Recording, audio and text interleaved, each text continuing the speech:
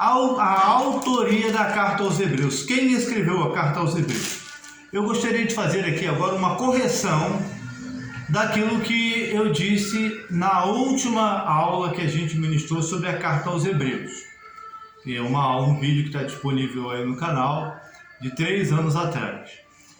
Nós dissemos que não foi Paulo quem escreveu esta carta, ok?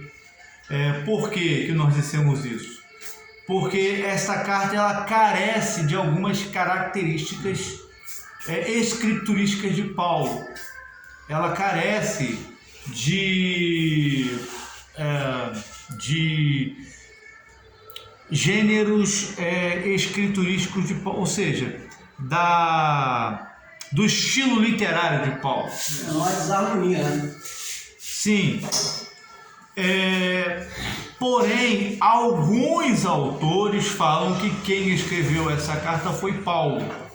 Porém, não dá para dizer com certeza se foi Paulo ou não quem escreveu essa carta.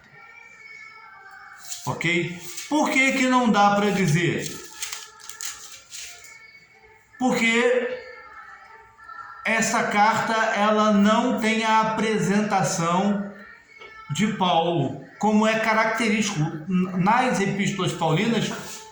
Paulo fala, olha, Paulo, apóstolo de Jesus, pela vontade de Deus, ou Paulo, servo de Jesus. Aqui não tem na carta aos Hebreus. É por isso que alguns comentaristas falam que essa carta não foi escrita pelo apóstolo Paulo. Porém, eu quero fazer um adendo dizendo apenas o seguinte: deixar uma margem de dúvidas. Pode ser que tenha sido Paulo? Pode. Eu acredito particularmente que não foi Paulo. Mas é uma crença particular. Mas pode ter sido Paulo?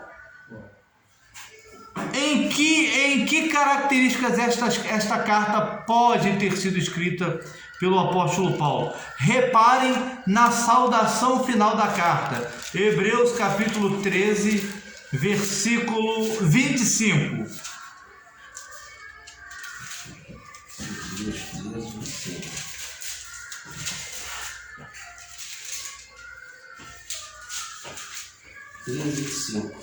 Pode ler, por favor. 13, 25. A graça seja com todos vocês. Então, reparem que o apóstolo Paulo, nas suas cartas, ele termina a carta falando a graça, só que ele não fala a graça seja com todos vocês, ele fala a graça de Jesus seja com todos vocês, ou a graça do Senhor Jesus seja com todos vocês.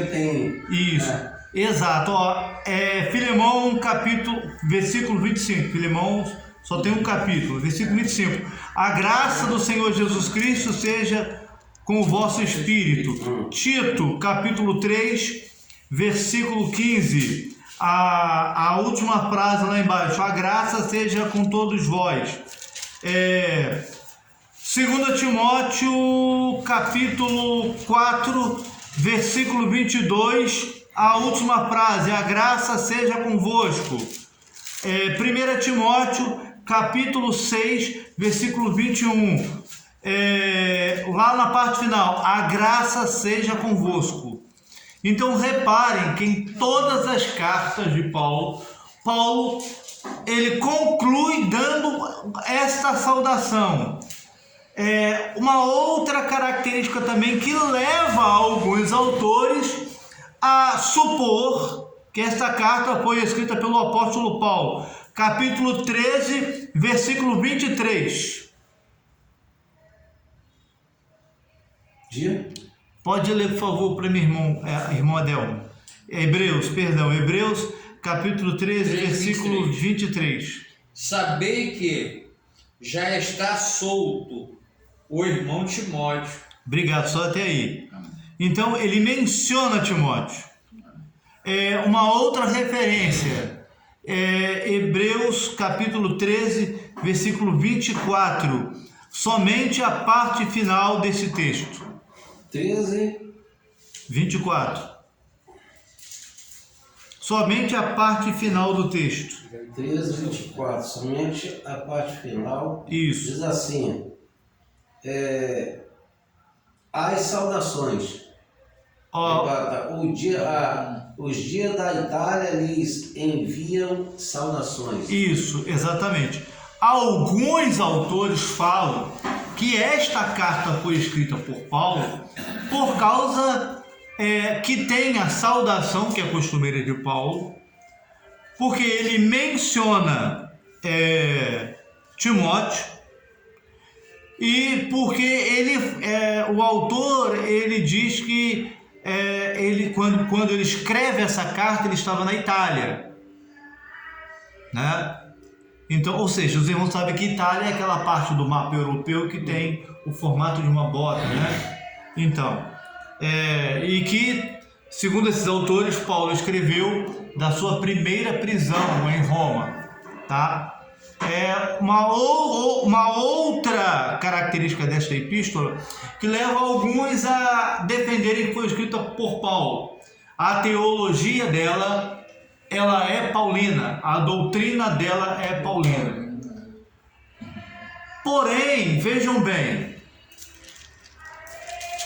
as diferenças das cartas de Paulo aos Hebreus. Olha como a carta inicia. Eu vou ler, os irmãos acompanhem. Havendo Deus outrora falado muitas vezes e de muitas maneiras aos pais pelos profetas, nestes últimos dias nos falou pelo Filho, a quem constituiu o herdeiro de todas as coisas, pelo qual também fez o universo. Então vejam que esta não é a maneira formal, a forma pela qual o apóstolo Paulo inicia as suas cartas.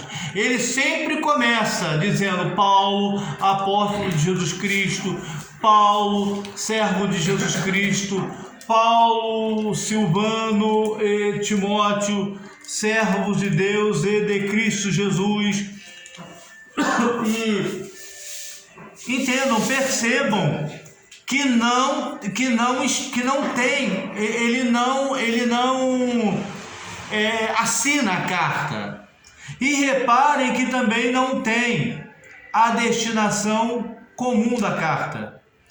Versículo 3, ele, ou seja, Jesus, que é o esplendor da glória e a expressão exata do seu ser, sustentando todas as coisas pela palavra do seu poder, depois de ter feito a purificação dos pecados, assentou-se à direita da majestade nas alturas, tendo-se tornado tão superior aos anjos, quanto herdou mais excelente nome do que eles.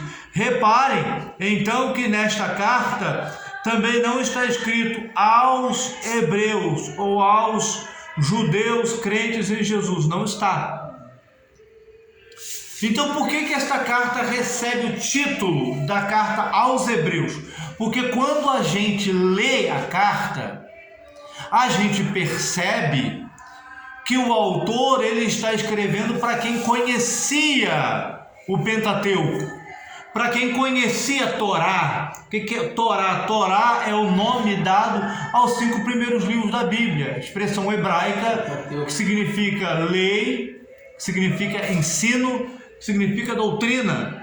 Então, as características desta carta nos dão esta noção, essa ideia de que quem ouviu e quem leu esta carta conhecia profundamente e eram judeus por causa dos costumes que aqui estão, ok? Então, essa parte ela é importante, tá? Então tem essa diferença. Outra diferença que a gente até colocou no outro vídeo, que é característica de Paulo, que aqui na carta aos Hebreus não tem: a digressão. O que é digressão? Digressão é um estilo característico que está nas cartas de Paulo, que é mudanças repentinas de assunto. Então, por exemplo, o apóstolo Paulo está escrevendo sobre a ressurreição. Lá em 1 Coríntios, capítulo 15, ele escreve sobre a ressurreição. Aí Primeiro, ele começa falando, descrevendo sobre a questão do Evangelho. Depois ele muda de assunto e vai para a questão da ressurreição. Lá em 1 Coríntios capítulo 7, capítulo 11, ele começa falando sobre os costumes de cabelo, da questão do cabelo das mulheres, né? E aí depois no capítulo 11 ele entra falando sobre a ceia do Senhor, né?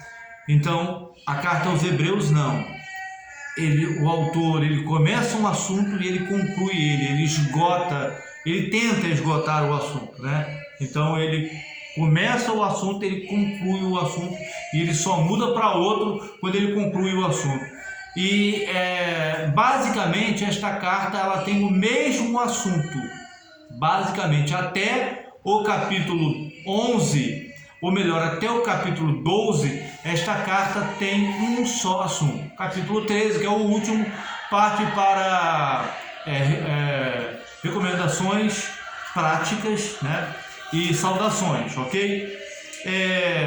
Segunda característica da escrita, do estilo literário do apóstolo Paulo, é aquilo que é chamado de métrica rabínica. O apóstolo Paulo era um rabino. Os judeus crentes em Jesus chamam o apóstolo Paulo de Rav Shaul, porque Rav é a forma hebraica de Rabi. Então, Rav Shaul, porque o apóstolo Paulo era um rabino. Então ele usa de uma característica que na teologia é chamada de métrica rabínica. O que é isso? É a comparação do menor para com o maior e do maior para com o menor. A gente vê isso muito na carta aos Romanos. Na carta aos Romanos, o apóstolo Paulo escreve que o primeiro Adão foi primeiro Adão foi alma vivente. E o segundo Adão foi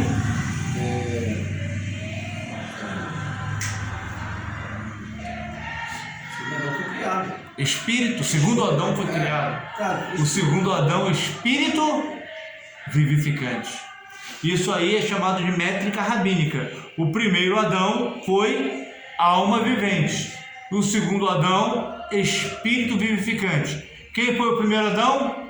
Alma vivente. Não, o primeiro Adão foi o Adão. Quem é o segundo Adão? Cristo. Exatamente, Cristo. Então, esta carta não tem estas características, ok? Professor, aqui faz um comentário também sobre falando que